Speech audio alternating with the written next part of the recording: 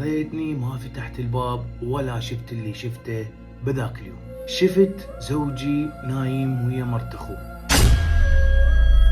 انا هنا انهاريت وما اعرف شو اللي اسوي. من قوة الصدمة اللي صارت بي اتخربطت ودوني للمستشفى. ورا ما قعدت من اللغماء اللي انا بيه، وكان زوجي ومرت حماية خايفين كلش انه اني احكي واقول اللي شفته بيناتهم. اني الموجودين كلهم قلت لهم وقفون انا وزوجي اريد احكي وياه. قلت له طلقني لو افضح كل اللي شفته، مثل ما طبنا بالمعروف نطلع بالمعروف. هنا زوجي ما قال لا ولا همه ولا اي شيء، قال لي تريدي يجرى لك وهالاسبوع انا مطلقك. والحمد لله والشكر طلقت منه وخلصت من هاي المله التعبانه. ورجعت علاقتي بحبيبي الاول وظل يحكي وياي وقال لي الحدث اني رايدك، وهم اجى تقدم لاهلي وقال لهم اني البنيه اريدها وشاريها، واهلي همينه رفضوه.